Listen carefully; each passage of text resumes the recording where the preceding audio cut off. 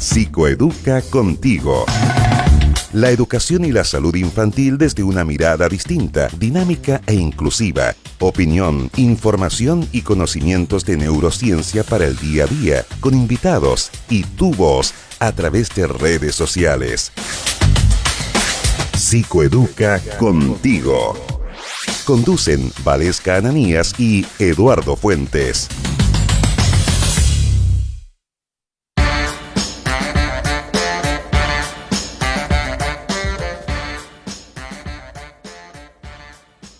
Oye, más puntual, ¿dónde, no? 13 horas en punto, estamos en Viña FM a través de la 107.7 para este nuevo capítulo de Psicoeduca Contigo, este espacio, nuevo espacio para hablar de educación, ¿cierto? En una hora que de repente se hace poquito, en esta semana, que está marcado también por temas contingentes que tienen vinculación con el tema del COVID-19, ¿cierto? Vamos a abordar 5 minutitos, le vamos a dedicar 5 minutitos a ese tema también porque evidentemente es un tema que hay que seguir visibilizando. La situación de la región de Valparaíso no es para nada fácil, la situación de las camas UCI no es para nada fácil, así que vamos a saludar a mi compañera de panel y también conductora de Psicoeduca Contigo, Valesca Ananías. ¿Cómo estás, Valesca? Bienvenida. Muy bien, Eduardo, muy buenas tardes a todos, gracias por escucharnos por la 107.7. Te escuché en la mañana, Eduardo, la entrevista que hiciste y la verdad es que quedé muy nerviosa, esa es la palabra, quedé nerviosa por la situación actualmente que estamos viendo en la región. Se han triplicado los casos y la verdad es que esta situación de las camas UCI se pone un poco alarmante. Yo creo que también hay que hacer un llamado a la comunidad, a las personas, a las familias, a tener precaución, a ser precavidos con este asunto, a no normalizar ciertos procesos, ¿no?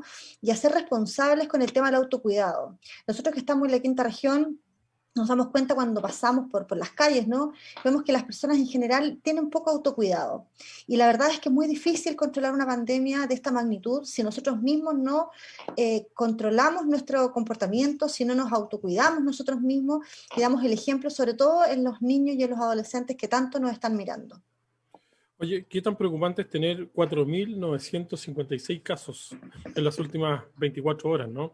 Lo que evidentemente no podemos seguir normalizando. Y ese era uno de los conceptos principales que yo creo que tenemos que atacar, a no normalizar esta mala situación, a no normalizar que fallecieron 70 personas, a no normalizar que fallecieron más de 100, ¿cierto? No, es que fallecieron solamente 70 personas. O sea, ¿cómo solo 70 personas?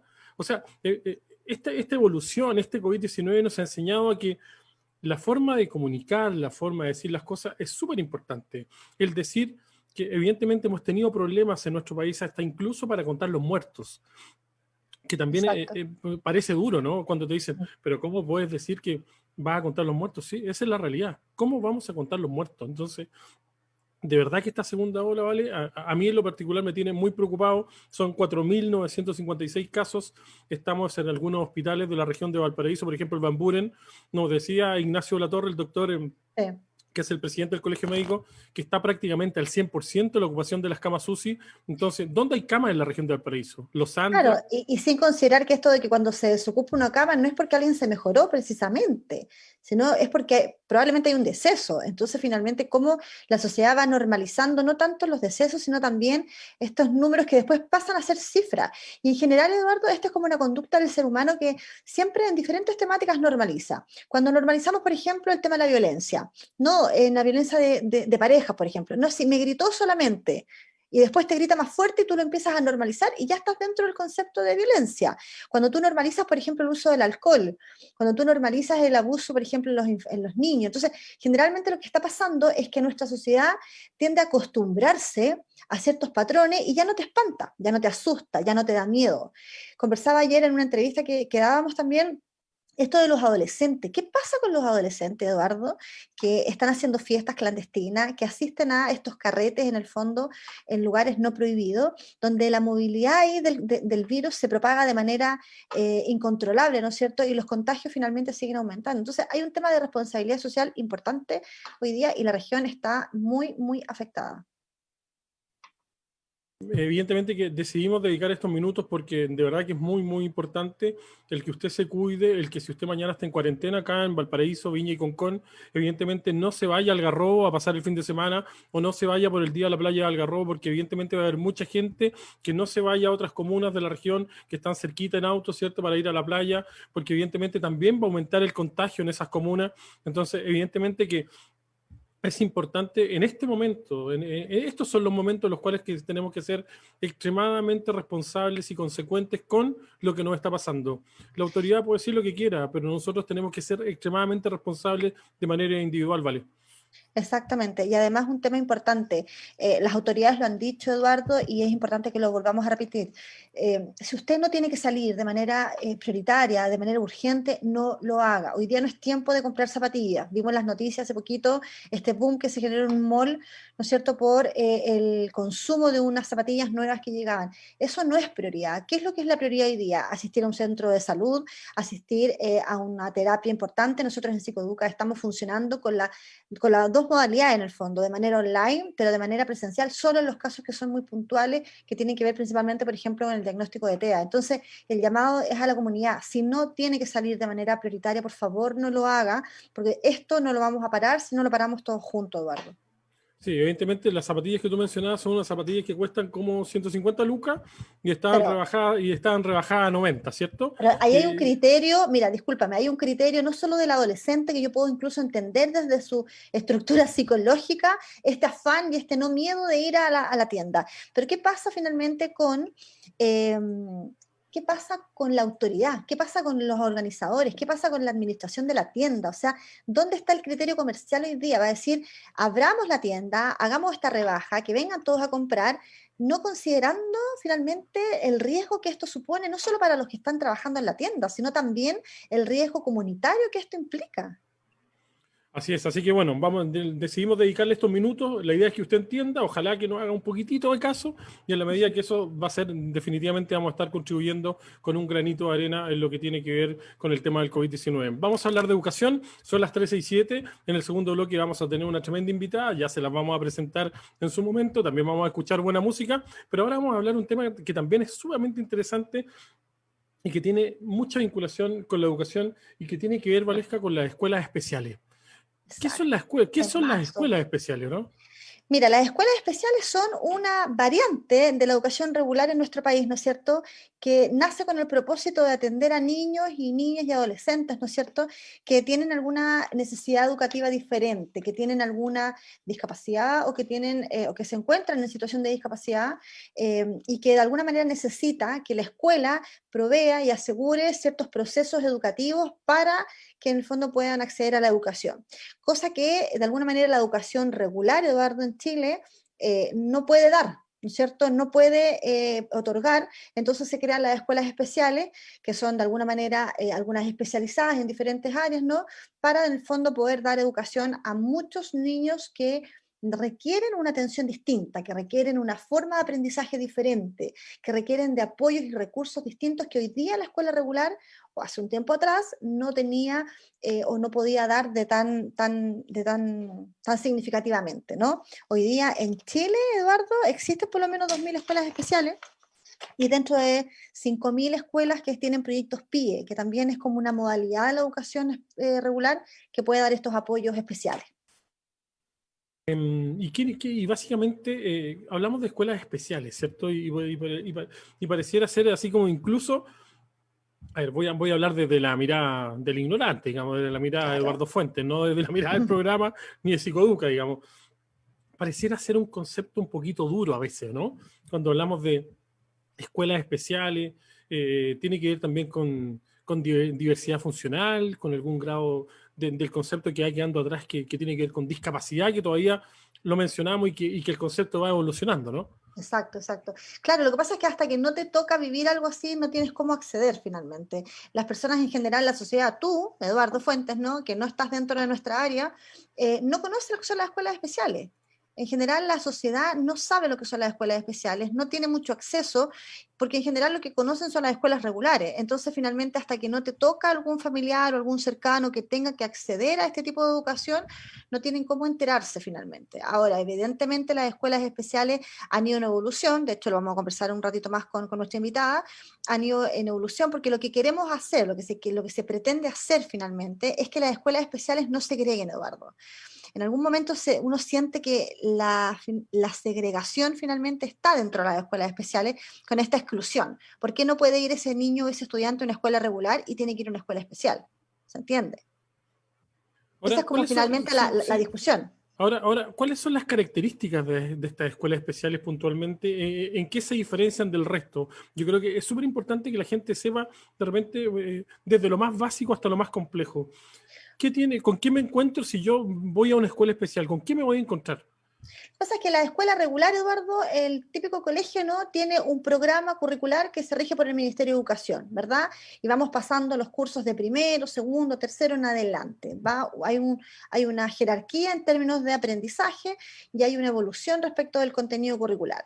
Las personas y los equipos que están a cargo de las escuelas, ¿no es cierto?, son profesionales del área de la educación que de alguna manera están formadas de maneras similar para todos los niños. Entonces la diversidad en la escuela regular, te estoy hablando hace un par de años atrás, no era algo tan relevante ni tan considerado. No así la escuela especial, que de alguna manera el equipo de formación que está dentro de una escuela especial está capacitado para qué, para proveer de recursos distintos, para poder dar los apoyos necesarios según las necesidades de cada estudiante, para poder facilitar el aprendizaje, para poder evaluar de manera diferente.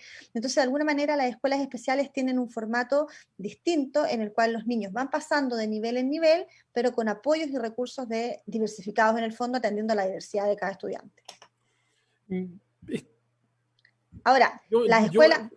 Dale, dale. sí, hay un tema que a mí me preocupa, que tiene que ver con las barreras de entrada. Exacto. Evidentemente que ahí hay un tema, supongo que en términos de lo que es la política pública, porque deben haber también escuelas especiales con recursos públicos, ¿cierto? Y también deben haber escuelas especiales con fondos privados, ¿no? Y Claro, eso pero tiene, generalmente las escuelas especiales son de recursos públicos. en términos de acceso, básicamente funcionan con el sistema de gratuidad.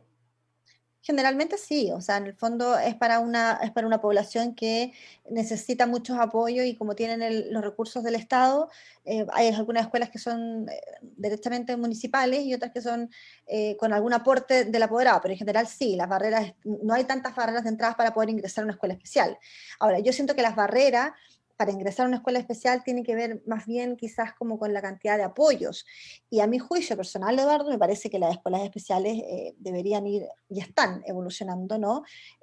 Hacia una transición lo más normal posible, entendiendo la diferencia como una igualdad de derechos. O sea, no tenemos por qué seguir segregando hoy día en Chile la posibilidad de que un estudiante con capacidades distintas o con necesidades distintas, como tú o como yo, puedan estar en una escuela especial y no una regular. ¿Por qué no? ¿Por qué no? ¿Por qué no? Esa es la pregunta. Cuando hablamos de inclusión, Eduardo, ¿de qué estamos hablando? Eso te iba a preguntar yo. Hoy día nosotros estamos, podríamos decir, incluso está de moda el sistema de inclusión. Incluso hay algunas personas que tienen problemas de discapacidad o de diversidad funcional que hoy día evidentemente no les gusta el concepto de inclusión. ¿Tú crees que está siendo utilizado de buena manera? ¿Tú sientes que nuestro sistema es inclusivo? O sea, yo creo que la palabra está bien usada. Lo que pasa es que nosotros en la práctica, la implementación de ese concepto en la comunidad educativa, no sé si es la mejor. Yo no siento que seamos un país totalmente inclusivo, Eduardo. Creo que nos falta mucho hoy día para poder generar como procesos de inclusión de verdad. Tú sabes que cuando uno habla de inclusión, habla de paradigmas. Y en general las personas tienden a hacer lo que piensan. Uno a veces dice una cosa, pero hace otra. Entonces acá uno dice, no, nosotros somos súper inclusivos, este colegio es súper inclusivo. Y uno le pregunta al docente o al coordinador, ¿y entonces podemos ajustar el currículum? No, ahí sí que no lo podemos hacer. Entonces ahí uno empieza a cuestionarse y saber si son inclusivos, si hay una ley que respalda este proceso, pero por otro lado las instituciones tampoco en la práctica lo hacen, porque una cosa es declararlo en tu programa y otra cosa finalmente es hacerlo. Habla de visibilización y Ajá. básicamente de sensibilizar a la gente. Hoy día estamos insertos en un sistema en el cual el individualismo está primando por sobre todas las cosas en muchas ocasiones. En términos de este individualismo, cuando efectivamente tú decías algo importante hace un rato, decía, hasta que no te toque, no lo entiende. Y pasa Exacto. como, bueno, como muchas cosas en la vida, ¿no? Que evidentemente uno no las entiende hasta que, yo siempre he dicho, hasta uno no entiende la pérdida de un padre hasta que lo pierde. Uno no entiende la pérdida de una madre hasta que lo pierde. Y podríamos seguir dando ejemplos. Exacto. Evidentemente en este tipo de situaciones debe pasar exactamente lo mismo, ¿no? Tal cual, Eduardo. Nosotros en Psicoeduc cuando recibimos familia, que tenemos que darle opciones, ¿no? Como de búsqueda de establecimiento educativo o búsqueda de nuevas alternativas educacionales, los papás de alguna manera dicen, no conozco esto, ¿de qué me estás hablando? No entiendo este tipo de sistema. Ahora, eso es hace 10 años atrás, Eduardo. Hoy día yo siento que de alguna manera hemos avanzado y hoy día están mucho más visibles también lo que son las escuelas alternativas, ¿no es cierto? Las escuelas que se rigen de alguna manera con otro tipo de formato. Hoy día hay una tendencia a la en el fondo a ser más inclusivo, a la diversidad, a entender la diferencia finalmente como un valor agregado y algo positivo. Siempre se ha querido normalizar. Si uno habla de normal, ¿qué es lo que es lo normal finalmente? ¿Ah? Es como ese concepto de somos todos iguales, tenemos que todos entonces aprender lo mismo, tenemos que todos ser iguales de pensamiento. No, yo creo que finalmente, y es una opinión personal, el que tú y yo seamos distintos finalmente hace una sinergia maravillosa que crea nuevas cosas. Entonces, en el aula de clase, entender, por ejemplo, que los 30 niños que están en una sala son todos iguales, es pensar en verdad que somos todos muy similares y eso es una utopía en el fondo. ¿Tú sientes que estamos evolucionando de buena manera? ¿Tú crees que en el tema Sí, educacional, en el término de las escuelas especiales, vamos en buen camino?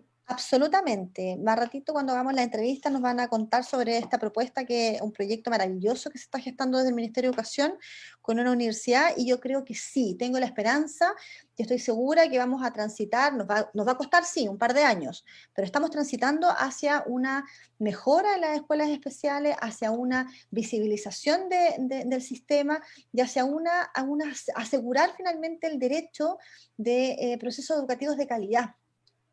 Estamos Ahora, esa, transitando en eso. Soy positiva, sí, ¿eh? Soy ahora, positiva. esa calidad es fundamental porque tiene que ver básicamente más que, aparte de la infraestructura, Sí, de claro, instalación, de equipamientos también, tiene que ver con el recurso humano, ¿no? totalmente. Y el tema del recurso humano es fundamental. La preparación de todos y todas las y los profesores que monitores, auxiliares, todo el equipo interdisciplinario que tiene que tener una escuela especial debe tener ciertas competencias, debe estar preparado de una manera distinta a un colegio tradicional, ¿no? Claro, lo que pasa es que ahí tenemos dos elementos. Si seguimos pensando en el paradigma de la competencia, de la PSU, ¿no es cierto?, de la prueba de cuarto básico, y si seguimos con esa mirada, ¿no es cierto?, va a ser muy difícil que entendamos la diferencia como algo positivo. Entonces, mi análisis, mi reflexión siempre va, Eduardo, como qué pasa en la formación docente, qué pasa con las educadoras de párvulo, qué pasa con los educadores de Allá básica, voy, para que en allá el voy. fondo, exacto, que en el fondo están formateados, y lo digo responsablemente, para una educación de alguna manera más estandarizada, ¿no es cierto?, con procesos bastante más regulares. ¿Y qué pasa con la diversidad de sus estudiantes en sala? Tienes 30 niños, uno con diagnóstico de TDAH, otro que es hiperactivo, otro niño que simplemente es más tímido, otro que es más extrovertido, etcétera, etcétera, etcétera, etcétera. Y eso no es bueno ni malo, simplemente son distintos. Entonces, si los profesores, si la educación la educación formativa en el fondo de los profesores no apunta a la inclusión, no apunta a una enseñanza diversificada, es muy difícil avanzar. Ahora, yo sí creo y veo que efectivamente en Chile estamos avanzando. ¿A paso lento, Eduardo? Puede ser, sí, pero estamos avanzando.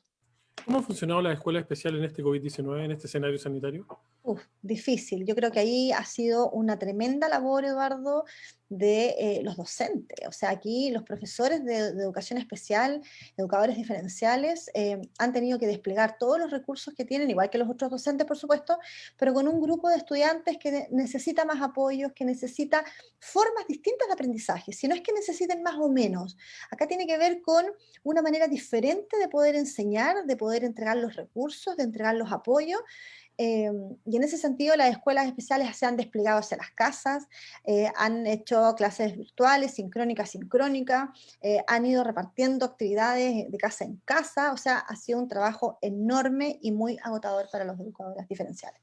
¿Se puede sostener en el tiempo ese trabajo? Difícil, a mi juicio es muy difícil. Muy Porque, difícil porque no solo la virtualidad nos ayuda, hay cosas que eso son te muy iba a decir. concretas, sí. La virtualidad nos puede ayudar en ciertas ocasiones, en ciertos procesos, pero hay otras cosas, por ejemplo, niños que necesitan terapia ocupacional, niños que necesitan, por ejemplo, terapias de integración sensorial. ¿Cómo lo hacemos ahí? Necesitamos volver, necesitamos la presencialidad. Entonces es muy difícil. Sí, la presencialidad, sobre todo en este formato, me da la sensación de que en el formato de las escuelas especiales, la presencialidad es sumamente importante, el tú a tú, esa afectividad, Exacto. el trabajo motriz en algunos casos también, que también tiene mucho que ver con los niños y niñas que asisten, ¿no? Exacto, totalmente. De hecho, piensa tú que en la educación regular nosotros tenemos muchos niños que están en clase, ¿no es cierto?, a través de una pantalla, y bien, y hemos podido hacerlo, digamos, ¿no? Pero claro, en la educación especial tenemos una diversidad importante y la verdad es que cada niño necesita apoyos de manera distinta, de manera personalizada, y ahí es donde aparece el desafío de mantener las clases en forma virtual. Por lo tanto, sí o sí es necesario retomar de alguna forma con cierta presencialidad. Ahora, entendiendo la situación del COVID, cada día se hace más complejo, ¿no? Por eso el llamado es a la comunidad, al autocuidado para tratar de contener esta pandemia que finalmente nos está afectando a todos. Ahora, evidentemente esto también tiene que ver con el cansancio de los y las profesoras que pertenecen al sistema de las escuelas especiales, porque tú lo decías, o sea, el formato está adecuado, está hecho para estar de manera presencial en los distintos colegios o escuelas, ¿cierto? Exacto. Y en este caso han tenido que redoblar esfuerzos porque básicamente tienen que acercarse a las casas de manera individual, ya no es básicamente una actividad, sino que puede ser 2, 3, 4 o 10 en el día, entonces evidentemente en la docencia eso también afecta. Sin duda, yo creo que los profesores en general, Eduardo, están como cansados, o sea, y además piensa tú que están cansados por todo lo que ha significado el esfuerzo, el reesfuerzo que han tenido que hacer, ¿no es cierto?, para poder generar los procesos de aprendizaje, pero también en términos emocionales y de salud mental, que han tenido que vivir ellos durante este año por también pasar la pandemia, o sea, y no hay que olvidar que la pandemia no solamente afecta al resto de la gente, sino que a los profesores también, por lo tanto, también tienen ese costo emocional que sobrellevar en este periodo, y además, piensa tú, preparándose en este periodo para el 2021, el retorno a clases desde el 1 de marzo. Entonces, el esfuerzo es doble acá. El Todavía esfuerzo creen del el, agotamiento es, tú crees en el 1 de marzo. uy, sí, yo creo. Yo creo, pero me lo tomo con mucha tranquilidad y con mucho cuidado, con mucho respeto. Sí. Me encantaría que sí volviéramos a clases de manera paulatina, con protocolos muy establecidos y con estrategias reales y concretas.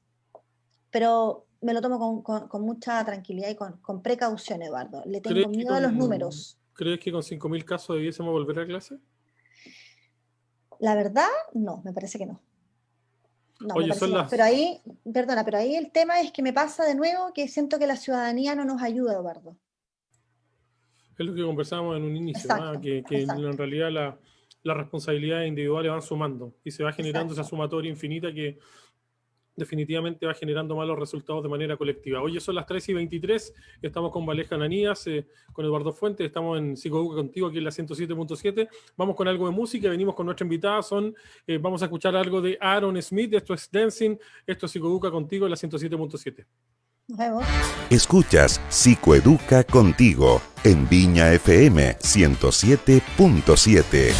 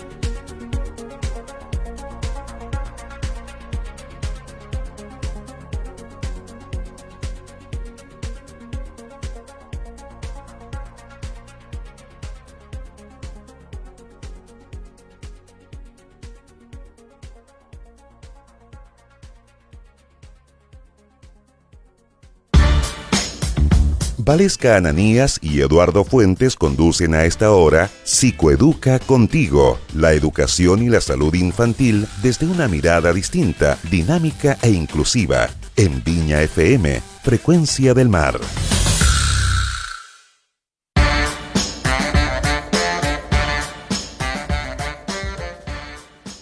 Ya son las 13:28 de este viernes 22 de enero. Estamos en Viña FM, estamos en Psicoeduca Contigo a través de la 107.7, también a través de vinfm.cl y también a través de las redes sociales de Psicoeduca en el Facebook y también en el Facebook de Radio Viña FM.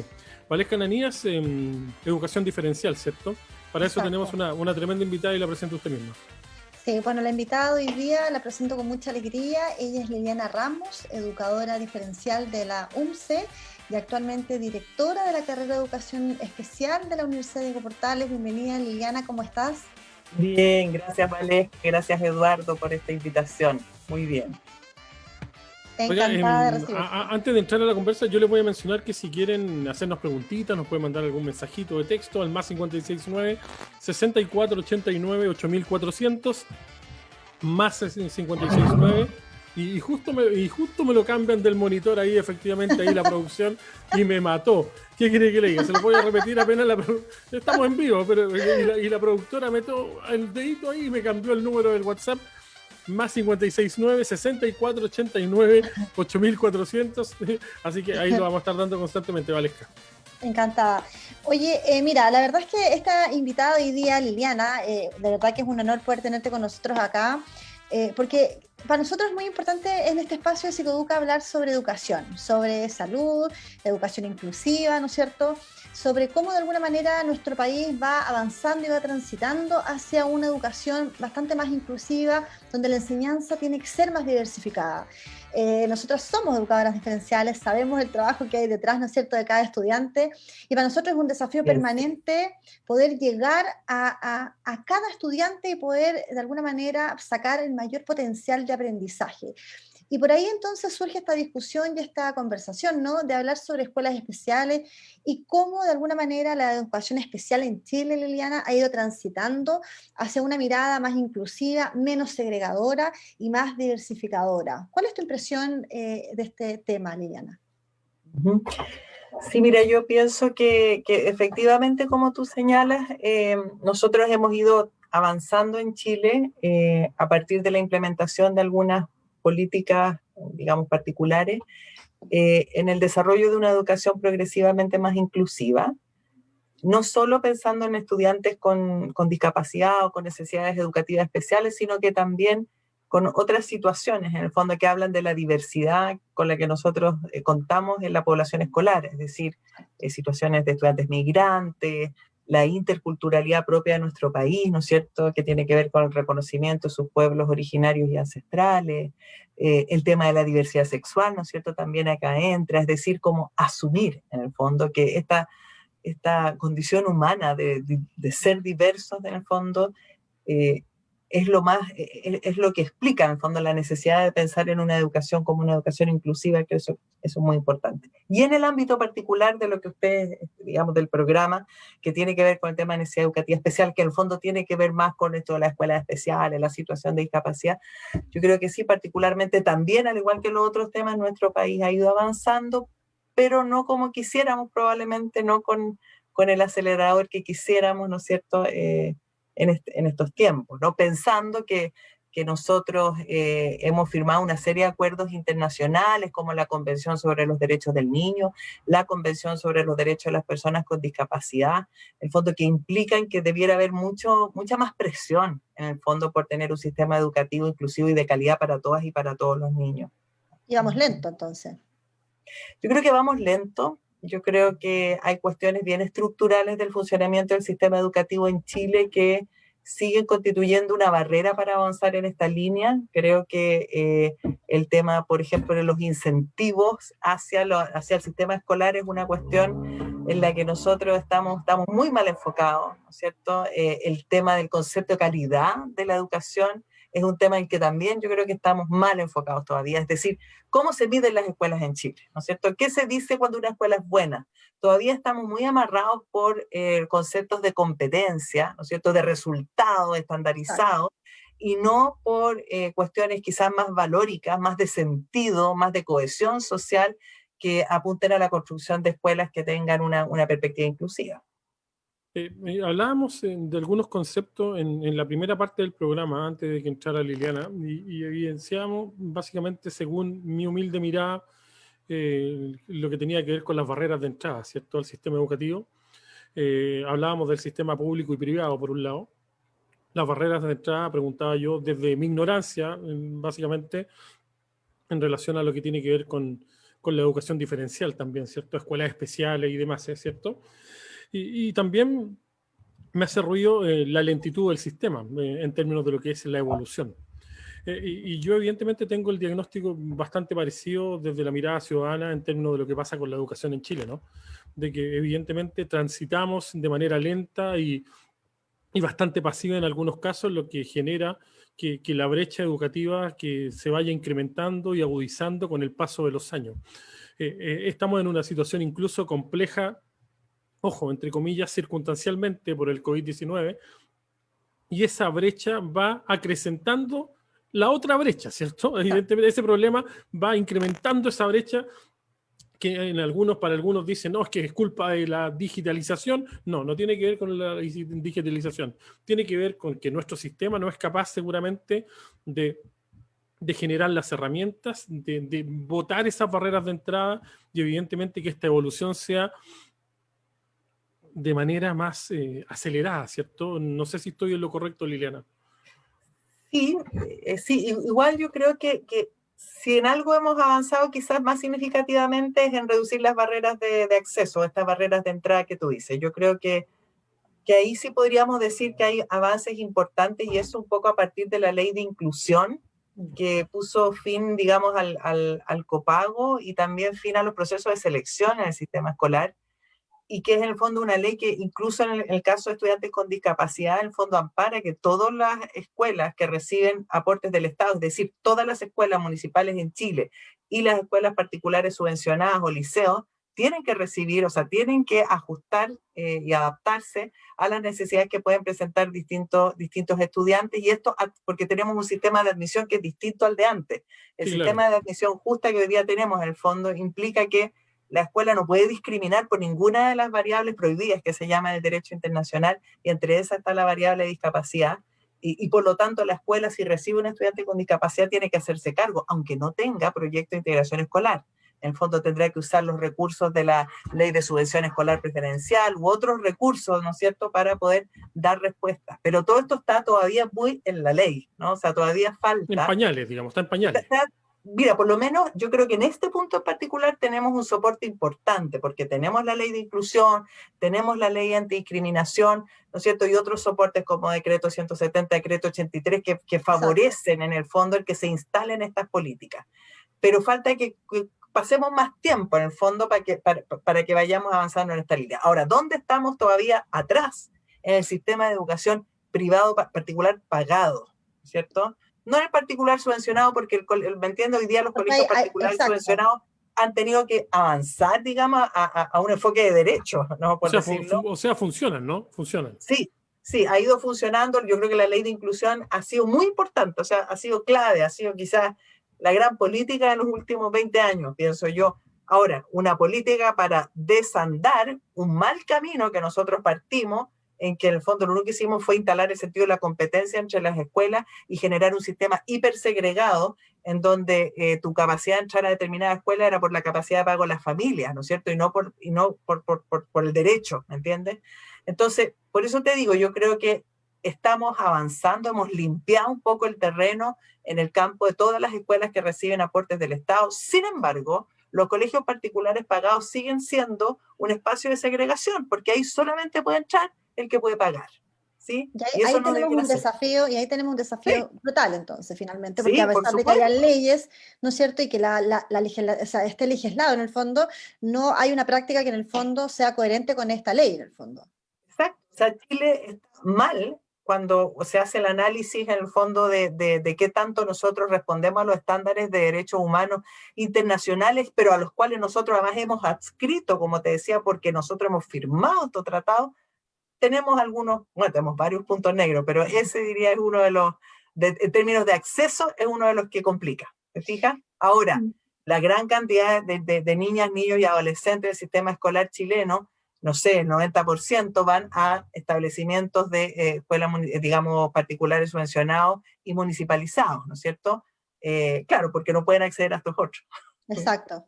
Liliana, ahí en términos como de situación actual, contexto pandemia, ¿cuál es tu visión respecto a las escuelas especiales hoy en día? ¿Y cuál ha sido el desafío mayor que los educadoras, ¿no es cierto?, han tenido que lidiar durante el año 2020, que también se ve que el 2021 va a ser como algo similar, ¿no? ¿Cuál es tu impresión respecto de la pandemia? ¿Cuál ha sido el costo mayor en las escuelas especiales? Yo creo que, o sea que hay un gran costo, pero no sé si es solo de las escuelas especiales. Para mí, en realidad, los costos en este sentido son iguales para las escuelas regulares que para las escuelas especiales, ¿no es cierto? Es decir, quienes tienen menos acceso, ¿cierto? Por distintas razones, y ahí sí puede que se cruce la variable pobreza y discapacidad, ¿no es cierto? Que haga que sea menos accesible, pero en verdad nuestra experiencia, que tenemos harta también en escuelas regulares, nos muestra que quienes tienen menos acceso y quienes son más pobres, en el fondo se ven Sí, más desfavorecidos es lo finalmente, y eso mismo. pasa en todos los niveles, por una parte.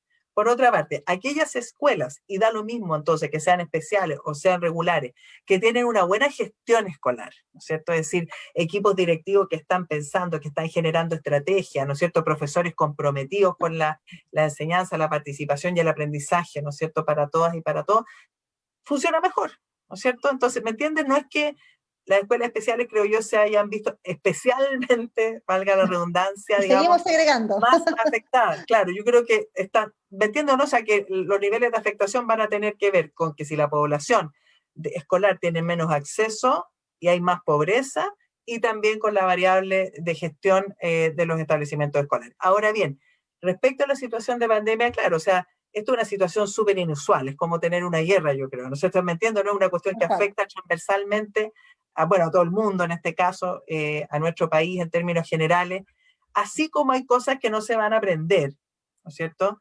Yo creo que también en realidad los niños y las niñas y los adolescentes han aprendido un montón de otras cosas que la escuela va a tener que ser capaz de recoger, ¿no es cierto? De tomar, de integrar con el saber más escolarizado, por decir, del currículum, de conectar, o sea, las personas, todas las personas, las niñas, los niños y nosotros también adultos, aprendemos siempre, aprendemos todos los días. O sea, nosotros, hay autoras en educación más de corte constructivista que dicen que las niñas y los niños aprenden a pesar de la escuela, ¿no es cierto? Porque muchas veces la Claro. escuela misma, ¿no es cierto?, es una barrera para el verdadero aprendizaje. No te estoy hablando de hacer cosas mecánicas en un cuaderno, sino que el verdadero aprendizaje. Entonces, yo creo que desde una perspectiva educativa profunda, nosotros tenemos que entender que todas las personas, pero particularmente las niñas, niños y adolescentes del sistema escolar, en escuelas especiales, en escuelas regulares, donde sea, han aprendido muchas cosas, ¿no es cierto? Queramos o no queramos. Y lo que vamos a tener que hacer es capitalizar ese aprendizaje, conectarlo, ¿no es cierto?, con un aprendizaje más formal, una vez que podamos regularizar la situación educativa en Chile. Vamos a ir al tema de la política pública, ¿cierto? Y el rol del Estado es fundamental. Y sientes tú yo siempre digo que cuando hay algunas problemáticas, cuando hay conflictos, cuando hay situaciones, como por ejemplo, yo siempre digo que una de las principales causas de la no solución del conflicto de la Araucanía es que nadie entiende absolutamente nada, ¿cierto? Que no entendemos la esencia del conflicto, digamos, ¿no? Y que el Estado tampoco lo asume así. En términos de la política pública educacional y sobre todo con el tema de la educación diferencial, ¿tú sientes que el rol del Estado está claro? ¿El Estado entiende la problemática a la hora de enfrentar y de implementar una política pública clara y eficaz y eficiente para la educación diferencial? Qué compleja la pregunta. Es que estos últimos días me he levantado intenso, entonces... Te veo, lo noto, lo noto. Mira, Pero hay cosas que se están haciendo, Lili, ¿no? sí, Esto hay de, cosas que se hay, están hay, haciendo. hay Sí, cosas importantes, significativas, sí, yo creo, y relevantes en torno a la sí. pregunta que te está haciendo Eduardo, ¿no? Sí, sí, yo creo que sí, pero que hay cuestiones como de fondo que todavía cuesta asumir, asimilar, y creo que tiene que ver con si lo hacemos la analogía con el conflicto mapuche también. O sea, como que hay algo hay algo esencial que no se está considerando a la hora de tomar decisiones, ¿ya? Y creo que aquí lo esencial que no se considera a la hora de tomar decisiones es la comprensión real de la educación especial como un sistema transversal en el sistema educativo, ¿no es cierto? Como una modalidad transversal, que así está definida en la política, ¿te fijas? Pero yo lo que observo, ¿no es cierto?, es que desde las autoridades, ¿no es cierto?, y desde desde en general, como conocimiento instalado, se habla como de la educación regular y de la educación especial. ¿Me entiendes? Como dos sistemas que se separan en el totalmente fondo. distintos. Claro. Por allá está la escuela especial, por acá está la escuela regular, como que fueran cosas distintas. Y resulta que ya desde hace mucho tiempo, ¿no es cierto?, de la década de los 90, del 98, que ya parte como el financiamiento a proyectos de integración escolar, la verdad de las cosas es que la gran cantidad de profesores de educación especial está trabajando en las escuelas regulares, no en la escuela especial, ¿cierto? En las escuelas regulares, en una gran cantidad de escuelas regulares, la mayoría, diría yo, a esta altura, cuentan con los programas de integración escolar que se llaman, es decir, con profesionales que se han ido formando y que a la luz de la experiencia han ido incorporando una serie de competencias, en el fondo, para generar procesos inclusivos. Pero incluso ahí también es como que, por una parte está este PIE, los proyectos de integración escolar, como algo, como una unidad aislada, no necesariamente, ¿no? Pero es como una unidad distinta, ¿te fijas o no?, dentro de la escuela regular, que se tuviera que hacer cargo de la diversidad. Eso no debería ser, ¿me entiendes, no? En realidad, todo el sistema escolar debiera hacerse cargo de la diversidad, ¿no es cierto? Y la educación especial debiera comprenderse como un sistema de apoyos, ¿no es cierto?, en escuela especial, en escuela regular, donde fuera, ¿no es cierto?, pero para que todas las niñas y todos los niños pudieran avanzar en el sistema escolar, desde una perspectiva inclusiva con determinados valores. Esto supone, en todo caso, una concepción de sociedad, no solo una concepción educativa. Yo creo que no avanzamos porque nosotros todavía estamos en una sociedad, ¿no es cierto?, en donde las cuestiones que se valoran no son las cuestiones asociadas a los valores inclusivos, sino que en realidad lo que se valora tiene que ver sobre todo con elementos de competencia, ¿no es cierto?, a todos los niveles, ¿sí? Entonces, me entiendo, ¿no? Como que para dónde puja la sociedad es como para un lado que en el fondo es como un poco contradictorio hacia dónde van los valores y los ideales en el fondo de la educación inclusiva. Mientras eso no se comprenda, vamos a seguir pegándonos cabezazos muchas veces con políticas que avanzan parcialmente, pero, ¿me entiendes o no?, pero que no van en esencia, que uno diga, mira, nosotros hicimos hace poco publicamos con un compañero de trabajo sociólogo, Miguel Órdenes, el último capítulo, en el último informe del Estado de los Derechos Humanos en Chile, que se publica desde la Universidad de Portales, un capítulo de educación.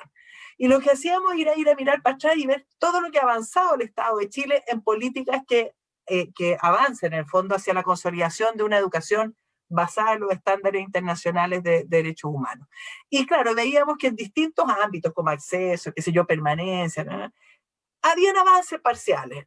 ¿Qué es lo que relevábamos mucho? La ley de inclusión, los decretos 83, lo que te digo, porque realmente son avances importantes. Pero cuando tú miras el conjunto, tú ves que en realidad, de todas las recomendaciones que se han hecho en los últimos 6 años, por ejemplo, en este capítulo, los avances no sé, son muy pocos, ¿me entiendes? No son significativas, o sea, podríamos haber avanzado mucho más, y que en el fondo es como una cuestión parcial, es como que avanzamos para decir que avanzamos, ¿me entiendes, no? Avanzamos para decirle después a Naciones Unidas, mira, si nosotros tenemos este decreto, mira, si nosotros aquí abrimos tal proyecto, pero no es una perspectiva global en que uno diga, ¿cómo como país de aquí a 20 años vamos a haber consolidado una educación inclusiva con metas que realmente, ¿me entiendes, o no sean significativas para ir para allá? Y en el marco de una sociedad distinta, yo creo que eso es importante. ¿Falta voluntad?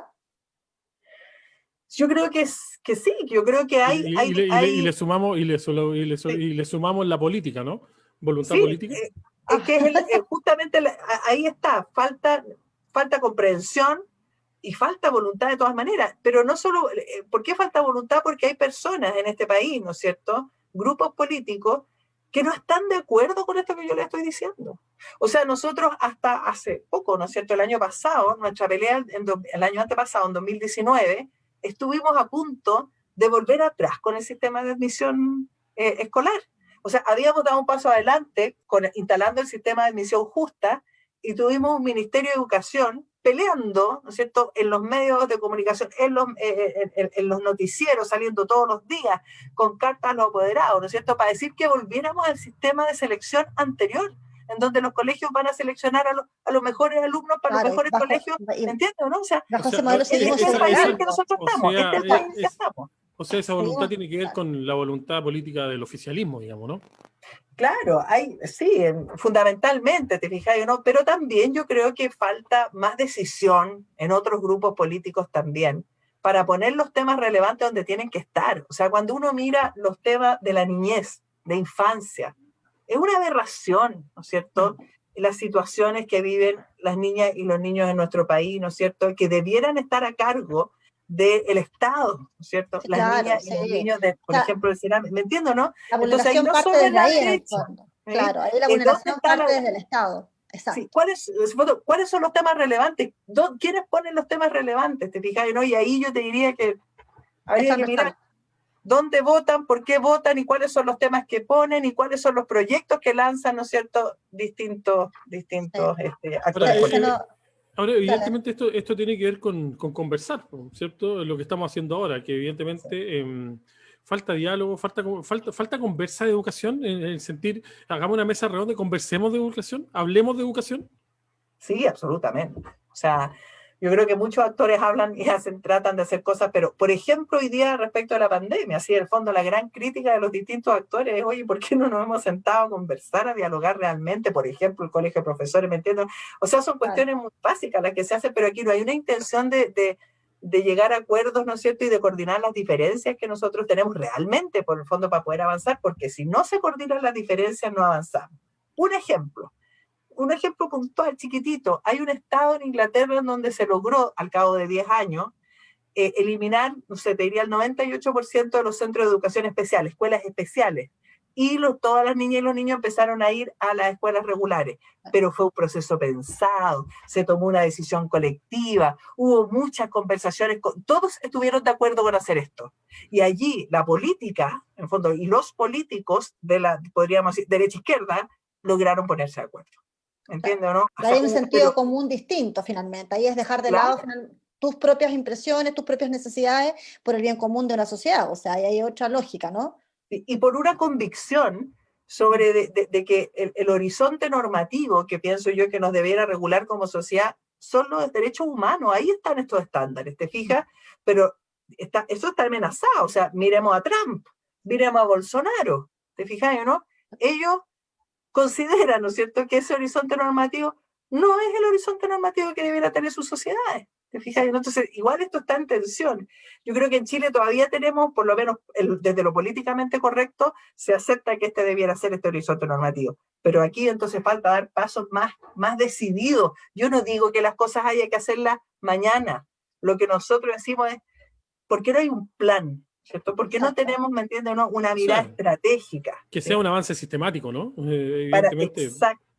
Para tener un avance sistemático, entendiendo las barreras que hay, si esto no es fácil, ¿no es cierto? Menos en un país que además, como nosotros, somos, no sé, los campeones del neoliberalismo extremo, en el fondo, ¿no es cierto? Tenemos un ADN de la competencia metido dentro de las venas, cada uno de nosotros, queramos o no queramos, ¿te fijas? ¿No? Entonces tiene que haber un proceso de deconstrucción. Aunque alguno o algunas no lo reconozcan, digamos, ¿cierto? Exactamente, pero estamos todos metidos acá. Somos un país clasista, racista, ¿no es cierto? No, y ojo que la competencia. Claro, y ojo que la pandemia finalmente viene a visibilizar un montón de temas sociales, pero pareciera ser que tampoco es tan importante. O sea, yo creo que la gente va a aparecer la vacuna, va a pasar la pandemia y vamos a volver probablemente a retomar con las mismas acciones que teníamos antes. O sea, ¿cuál va a ser el aprendizaje después de 2 años de una pandemia importante en el mundo? O sea, bueno, hay un montón de temas que surgen con Liliana, interesantísimo, Eduardo, no sé tu opinión, pero a mí me parece que me quedo al debe de muchas preguntas, pero me gustaría quizás después invitarte de nuevo, Liliana, a conversar un poquito más sobre otros temas también relacionados con esto y ahondar más y hablar sobre educación, hablar sobre estos temas que finalmente, como dice Eduardo, no hay discusión, no se visibilizan.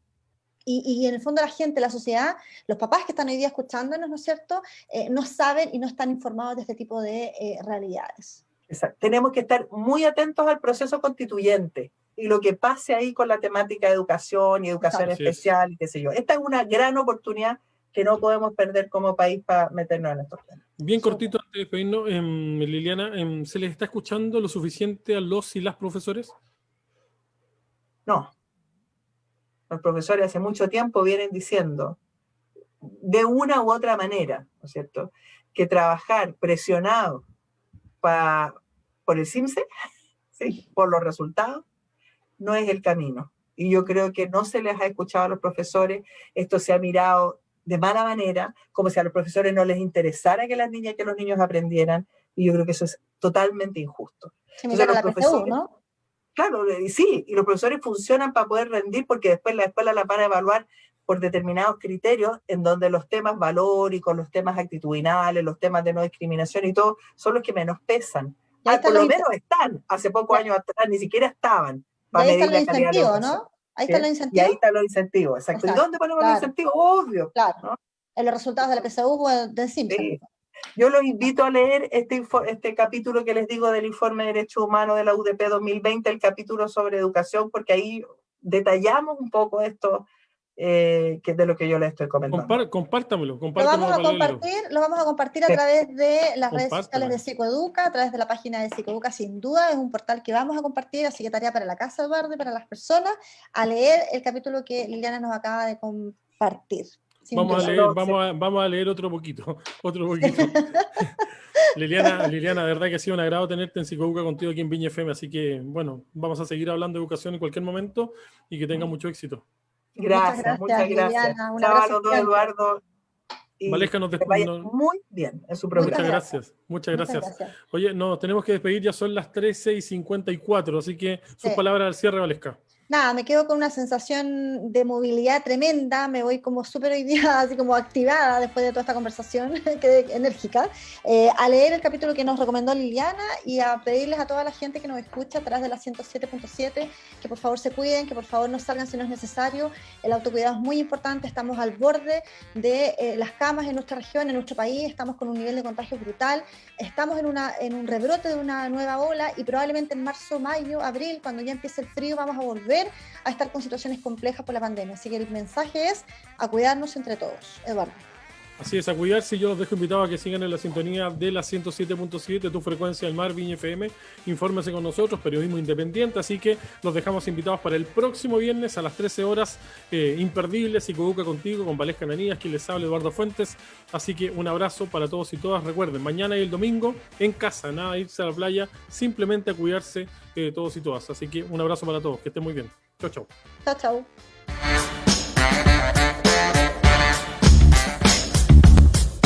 En Radio Viña FM hemos presentado Psicoeduca contigo.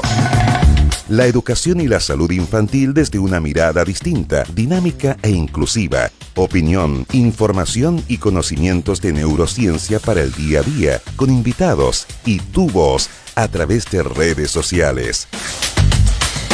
Psicoeduca contigo. Conducen Valesca Ananías y Eduardo Fuentes. Las opiniones vertidas en este programa son de exclusiva responsabilidad de quienes las emiten y no representan necesariamente a esta emisora.